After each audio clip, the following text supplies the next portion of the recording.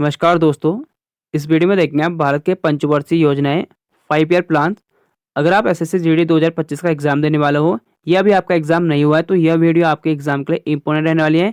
एक तो देखो एसएससी जीडी के हर एक शिफ्ट में यहाँ से दो दो प्रश्न पूछे जा रहे हैं। या आप किसी और एग्जाम की भी तैयारी करने वाले हो तो उसके लिए भी आपके लिए महत्वपूर्ण रहेगा, क्योंकि पंचवर्षीय योजना आपके हर एक प्रतियोगिता एग्जाम में पूछे जाते हैं। ठीक है, इसमें मैंने सारे आपके पॉइंट लिख रखे, आपको सभी नोट कर लेना है या आपको याद कर लेना। जब भी आपका एग्जाम होगा उस वक्त आप एक बार रिविजन के लिए देख लेना। तो चलिए स्टार्ट करते हैं। पहली पंचवर्षीय योजना है 1951 से 1956 के बीच में चली थी। तो सबसे पहले आपको कार्यकाल याद करना है। इस पंचवर्षीय योजना के अध्यक्ष थे जवाहरलाल नेहरू। गुलजारी लाल नंदा इसके उपाध्यक्ष थे। मॉडल पर आधारित थे हैरड ओमर। और इसकी प्राथमिकता थी कृषि का विकास। उद्देश्य प्राथमिकता कह सकते हो आप। लक्ष्य रखा गया था 2.1% और प्राप्त हुआ 3.6%। ठीक है, तो इसके जितने भी पॉइंट थे मैंने सबको आपको बता दिया और क्वेश्चन बनेगा तो आपके यहीं से बनना है। कार्यकाल, अध्यक्ष, उपाध्यक्ष, मॉडल, प्राथमिकता एंड लक्ष्य प्राप्त हमने कितना किया था। ठीक है, अगला है दूसरी पंचवर्षीय योजना। इसका जो कार्यकाल रहा था 1956 से 61 के बीच में रहा था और ये मॉडल पर आधारित थी। पीसी महालनोबिस, कभी कभी हो सके इसका फुल फॉर्म भी पूछ ले जाए तो प्रशांत चंद्र महालनोबिस। और इसमें दुर्गापुर लोहा इस्पात संयंत्र, भिलाई लोहा इस्पात संयंत्र और राउरकेला लोहा इस्पात इसमें सहयोग से बनाए गए थे। ठीक है, और किस किस के सहयोग से बनाए गए थे? ब्रिटेन के सहयोग से दुर्गापुर लोहा इस्पात, भिलाई लोहा इस्पात रूस के सहयोग से और राउरकेला जर्मनी के सहयोग से।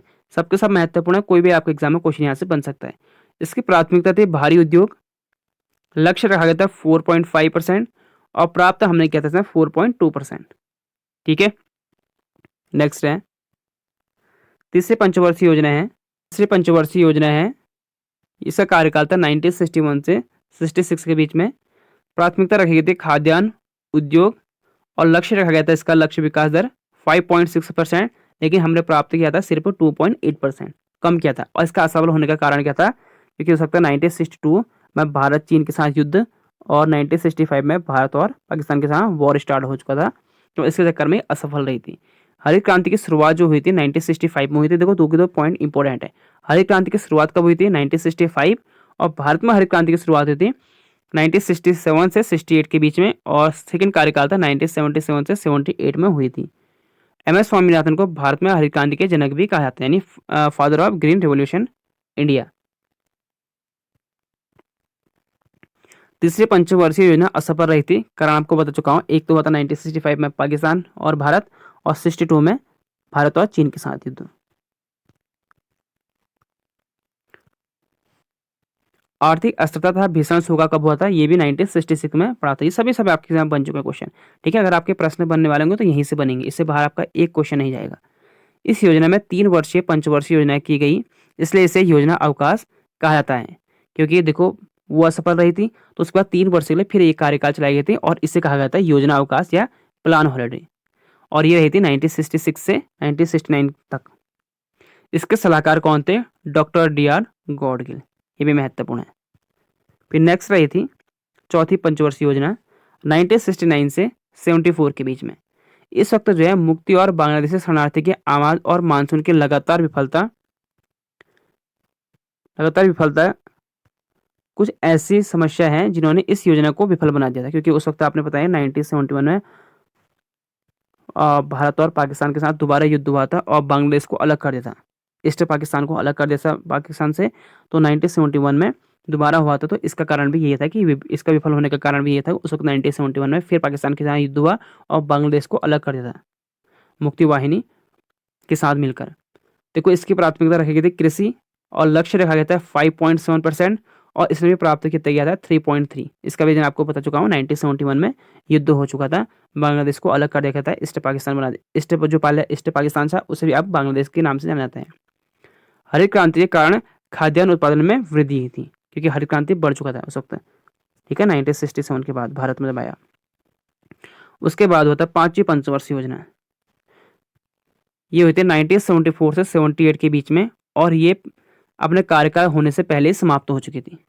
ठीक है, एक्चुअल में इसका कार्यकाल होना था 1974 से 79 के बीच में, लेकिन ये कार्यकाल चला था 1974 में 78 के बीच में, क्योंकि 5 साल की होती है ना, तो 74 से 79 तक। ठीक है, 1979 तक चलना था इसने, यानी 1974 से 1979 तक इन्हें चलना था, लेकिन ये सिर्फ 4 साल चली। और ये अपने कार्यकाल, ये एग्जाम में क्वेश्चन बनता है कि कौन सा अपने कार्यकाल होने से पहले ही समाप्त हो चुकी थी, ये हुई थी कोई, ये 5 वर्ष होने से पहले ही समाप्त हो गई थी। और डीपी धर द्वारा गरीबी उन्मूलन का लक्ष्य स्वीकारा गया था इसमें, यानी गरीबी को हम कैसे हटाएं। श्री सुब्रमण्यम द्वारा निर्मित प्रत्यक्ष आर्थिक विकास वृद्धि का मॉडल अपनाया गया। इसकी प्राथमिकता थी निर्धनता उन्मूलन यानी गरीबी हटाओ, आर्थिक आत्मनिर्भरता। ये थी 5वीं पंचवर्षीय योजना का कार्यकाल। लेकिन ये कारण इसका क्या था, क्योंकि उसके बाद जनता पार्टी आ गई थी। जैसे जनता पार्टी आई, मोरारजी देसाई आए 1978 में, जनता दल आई, क्योंकि 78 से 80 के बीच में 2 साल जनता पार्टी रही। तो उसके बाद जो भी बीजेपी है तो 2 साल के लिए आई, तो उन्होंने जो है जनता पार्टी ने पंचवर्षीय योजना को 4 साल बनाया था, 5वें साल को उन्होंने खत्म कर दिया उसने। ठीक है, तो इसका कार्यकाल रहा था, बता चुका आपको, 4.5 और प्राप्त किया था 4.9। और फिर जनता दल जब आई थी, जनता दल ने क्या किया, कांग्रेस थी, कांग्रेस को हटाकर 1978 से 83 में पंचवर्षीय योजना कर दी, क्योंकि वो अपने कार्यकाल से पहले समाप्त कर दी, जबकि वो 1979 तक चलना था इसने, 1979 तक चलना था।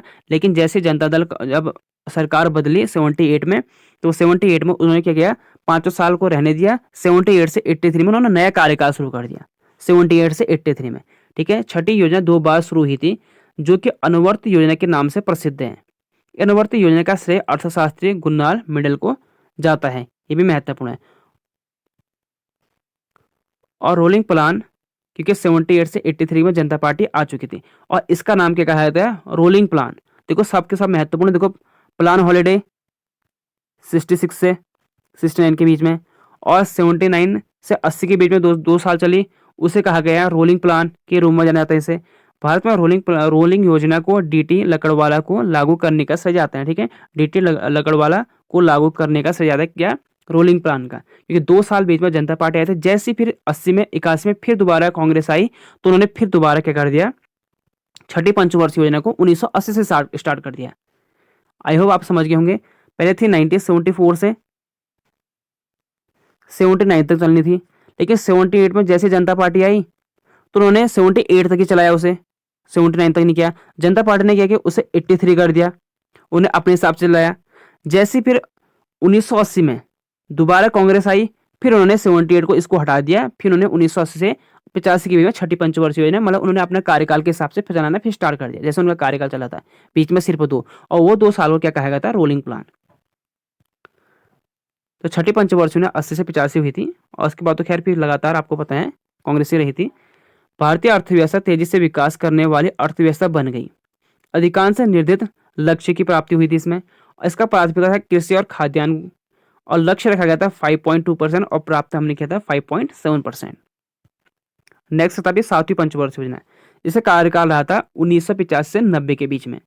इसमें था इंपॉर्टेंट क्या, रोजगार के अवसर को सृजित करना। इंपॉर्टेंट एग्जाम काफी बन चुके हैं, तो आपको सभी महत्वपूर्ण है।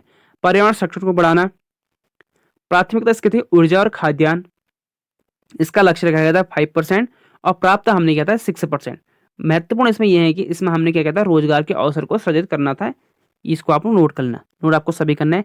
और उसके बाद क्या होता है, 2 वर्ष फिर जनता दल दोबारा आई। पहले जनता पार्टी था, बाद में उसका नाम बदल कर जनता दल हो गया था, अब तो उसका नाम बीजेपी हो गया।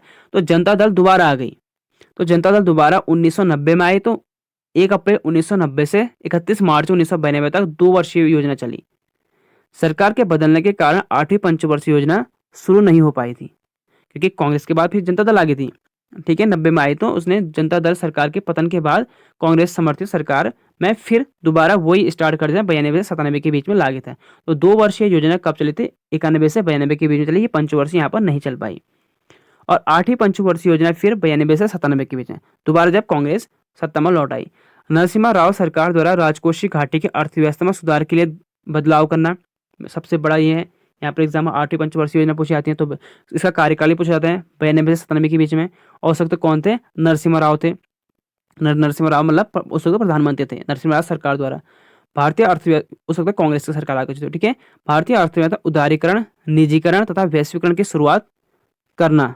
तो ये 3 के 3 आपके महत्वपूर्ण एग्जाम में क्वेश्चन बनता है कि इनमें से कौन सा नहीं है या इनमें से कौन सा है, जो 8वीं पंचवर्षीय योजना में चलाई गई थी। तो उदारीकरण, निजीकरण तथा वैश्वीकरण की शुरुआत करना था, की थी, मतलब ये 3 यहाँ पर किए गए थे। इसकी प्राथमिकता थे मानव संसाधन और शिक्षा, और लक्ष्य रखा गया था 5.6 और प्राप्त हुआ थे 6.6। अधिकतर वैसे लक्ष्य में प्राप्ति हुई थी, सिर्फ जब युद्ध हुए थे, लड़ाई हुई थी, वॉर हुई थी, उस वक्त जो है असफल रहे थे। फिर अगला था नवीं पंचवर्षीय योजना 1997 से 2002 के बीच में। महिलाओं, पिछड़ों, वर्ग, अनुसूचित जाति तथा जनजाति के कल्याण के पास करना था। ठीक है, महिला, पिछड़ा वर्ग, अनुसूचित जाति, SC/ST के कल्याण के पास करना था। मूलभूत सेवा, स्वच्छ जल, शिक्षा, भोजन की वृद्धि करना था। और इसकी प्राथमिकता है सामाजिक न्याय यानी सोशल जस्टिस। इंपॉर्टेंट है नवी पंचवर्षीय योजना, ये भी एग्जाम में काफी बार बन चुका है। तो नवी पंचवर्षीय योजना थी सोशल जस्टिस यानी सामाजिक न्याय से संबंधित थी। लक्ष्य था 6.5, इसको भी हमने कम किया था, प्राप्त 5.4। आपको पता है इस वक्त क्या था, 1999 में लड़ाई चल गई थी, कारगिल युद्ध, उस वक्त थे अटल बिहारी वाजपेयी। ठीक है, अगला है फिर 10वीं पंचवर्षीय योजना 2002 से 2007 के बीच में चली थी। इस योजना का मुख्य उद्देश्य था अगले 10 वर्ष में प्रति व्यक्ति आय को दुगुना करना। ये भी एग्जाम में काफी बार बन चुका है कि कौन से पंचवर्षीय योजना में आय को दुगुना करना था, तो ये था 10वीं। उस वक्त कौन थे, PM अटल बिहारी वाजपेयी रहे थे। प्राथमिकता थी इसके रोजगार, ऊर्जा। लक्ष्य रखा गया था 8% और प्राप्त विकास दर था 7.8%। ठीक है, अटल बिहारी वाजपेयी जब 1999 में थे, उस वक्त उनकी सरकार गिर चुकी थी। ठीक है, 1998 में परमाणु युद्ध उन्होंने परीक्षण किया, तो उसके बाद उनकी सरकार गिर चुकी थी, ये भी याद रखना, सिर्फ 1 साल रही थी उनकी। 11वीं पंचवर्षीय योजना 2007 से लेकर 2012 के बीच में चली थी। मुख्य रूप से कृषि, सिंचाई, स्वास्थ्य, शिक्षा, गरीबी उन्मूलन और जनसंख्या के पिछड़े वर्गों के लिए योजना पर आधारित, यानी OBC हो गया, जो भी मतलब बैकवर्ड क्लास वाले हैं, जो लग रहा है जिसे राष्ट्रपति को लगता है कि ये थोड़ा पिछड़े, मतलब तो आप समझ गए होंगे पिछड़े वो लोग हैं, कोई भी हो कास्ट, तो उनको बैकवर्ड क्लास में रख देती है, यानी OBC कास्ट में रख देती थी उन्हें। पिछड़े वर्गों के लिए योजना पर केंद्रित करना था। इसकी प्राथमिकता थी समावेशन विकास। इंपॉर्टेंट एग्जाम काफी बार बन चुका है। तो प्राथमिकता तो आपको खैर 11 के आपको नोट कर लेना है। लक्ष्य रखा गया था 8.6 और प्राप्त हमने किया था इसमें 7.9%। और 12वां जो होता आपका अंतिम हुआ था, और कुछ उसके बाद मैंने क्वेश्चन रखे हैं, और उसका बाद दिखाऊंगा आपको। मैं नीति आयोग भी कराऊंगा, ठीक है, नीति आयोग कराऊंगा, क्योंकि योजना आयोग थी, योजना आयोग को कैंसिल करने के बाद नीति आयोग हो चुके हैं, तो नीति आयोग के बारे में क्वेश्चन आपको कराऊंगा इसमें। 12वीं पंचवर्षीय योजना 2012 से लेकर 17 के बीच में चली थी। इसका जो अल्पसंख्यक के सामाजिक आर्थिक दशाओं में सुधार लाना था। लोगों के जीवन स्तर को उन्नत बनाने के लिए उन्हें मूलभूत सुविधाएं मुहिम कराना तथा अभिज्ञा अल्पसंख्यक बहुल जिलों में असंतुलन को कम करना था।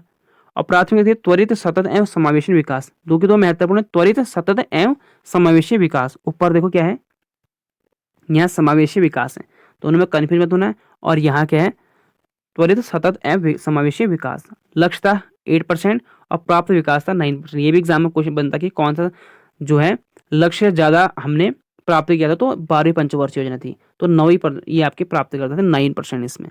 ठीक है, देखो अब इसमें कुछ प्रश्न है, इनको आप याद कर लो। भारत में पंचवर्षीय योजना के जनक कौन है, तो जवाहरलाल नेहरू का कहता है। 8 दिसंबर 1951 को संसद में पहली पंचवर्षीय योजना को पेश किया गया था। कुछ क्वेश्चन है, ये भी महत्वपूर्ण होता है। छठी पंचवर्षीय योजना कौन से मॉडल पर आधारित होती है, इनपुट आउटपुट। ये भी एग्जाम में क्वेश्चन बन चुका है कि छठी पंचवर्षीय योजना कौन से मॉडल पर आधारित थी, तो ये थी इनपुट और आउटपुट। पंचवर्षीय योजना हमने किस देश से लिया है, यानी कहाँ से लिया है, तो USA से, यानी सोवियत संघ रूस से ले रखी है हमने। ठीक है, रशिया से हमने ले रखी है पंचवर्षीय योजना। और जोसेफ स्टालिन ने 1928 में सोवियत संघ में पहली बार पंचवर्षीय योजना को लागू किया था, 1928 में। रोलिंग प्लान कब लागू किया था, तो रोलिंग प्लान आपको बता चुका हूं मैं, ये हुआ था 1978 से 80 के बीच में, छठी पंचवर्षीय योजना में।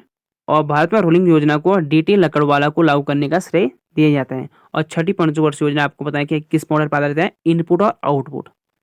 अब देख लेते हैं हम नीति आयोग से। नीति आयोग से पता है कि आपको क्वेश्चन बनते हैं। नीति आयोग से जब ये करंट में चल रहा है, यानी जो नीति आयोग के अभी जो रिपोर्ट है वहां से क्वेश्चन काफी बनते हैं। हर एक शिफ्ट में आप देखा होगा, किसी भी एग्जाम में देख लो आप, PCS हो या आपके स्टेट एग्जाम हो या भी आपके SSC के एग्जाम में चलो, मैंने देखा कि आपके नीति आयोग से काफी क्वेश्चन बन रहे हैं, तो मैंने ये भी रखा है साथ में, क्योंकि सबसे पहले हमें पता होना चाहिए नीति आयोग किसके बदले में रखा है। तो नीति आयोग जो है योजना आयोग को हटाकर इसे 1 जनवरी 2015 को लाया गया था। नीति आयोग का पूरा नाम जो है राष्ट्रीय भारत परिवर्तन संस्थान, यानी national institute for transforming India. NITI Aayog का सबसे पहले आपको फुल फॉर्म पता होना चाहिए, योजना आयोग का समाप्त कर और नीति आयोग की स्थापना 1 जनवरी 2015 को कर दी गई। किसको एक समाप्त कर? योजना आयोग को। नीति आयोग भारत सरकार का प्रमुख नीति से संबंधित थिंक टैंक जो निर्देशात्मक और नीतिगत इनपुट प्रदान करते हैं। नीति आयोग भारत सरकार के लिए कार्यनीतिक दीर्घकालिक नीतियां और कार्यक्रमों को तैयार करते हुए केंद्र और राज्य तथा संघ राज्य क्षेत्र के उपयुक्त तकनीक सलाह भी प्रदान करता है। ये भी एग्जाम है, ये बड़े एग्जाम आपसे पूछा था, जैसे पीसीएस हो गया, तो वहाँ क्वेश्चन बनता है कि नीति आयोग भारत सरकार के लिए कार्यनीति और दीर्घकालिक नीति और कार्यक्रम को तैयार करते हुए केंद्र राज्य तथा संघ राज्य क्षेत्र को उपयुक्त तकनीक की सलाह पे प्रदान करते हैं। क्वेश्चन ये बनेगा आपसे, इनमें से आपको बताना है कि जो नीति आयोग है वो केंद्र या राज्य, इस टाइप का कुछ क्वेश्चन होगा। केंद्र और राज्य तथा संघ राज्य क्षेत्र को उपयुक्त तकनीकी सलाह भी प्रदान करता है, यानी राज्य से भी सलाह लेता है, तो इस टाइप का क्वेश्चन आपको आएगा। अधिकतर स्टूडेंट क्या करते हैं, वो सोचते हैं कि यार नीति आयोग तो सेंटर का है, तो राज्य वहाँ पर सोचते ही नहीं हो, तो वहाँ पर गलत कर देते। तो यहाँ पर क्या है, राज्य था, राज्य भी है यहाँ पर, तो राज्य की सलाह भी प्रदान करता है, राज्य को सलाह भी प्रदान करते हैं और राज्य सलाह लेता भी है। यानी राज्य से अगर योजना चलानी हो तो, क्योंकि नीति आयोग का सबसे बड़ा लक्ष्य वही है ना, योजना चलाना। तो ये आपके हैं नीति आयोग से क्वेश्चन जो क्वेश्चन बनते हैं। और नीति आयोग के भी वर्तमान में देखो अध्यक्ष तो आपको पता है पीएम मोदी होते हैं, यानी जो भी उस वक्त प्रधानमंत्री हो, ठीक है। पीएम हो गए इसके अध्यक्ष, प्रेसिडेंट। इसके हो गए फिर सीईओ, ये भी हैं सुब्रमण्यम, वी आर सुब्रमण्यम। और इसके उपाध्यक्ष भी हैं सुमन बेरी, सुमन बेरी इसके उपाध्यक्ष हैं, ठीक। करंट का भी आपको मैंने अपडेट कर दिया। तो ये वीडियो थी, आई होप आपको अच्छी लगी होगी। वीडियो अच्छी लगी तो अपने दोस्तों के साथ वीडियो को शेयर जरूर करें और चैनल को भी जरूर सब्सक्राइब करें। मिलता है आपको अगले वीडियो में। Thank you for watching.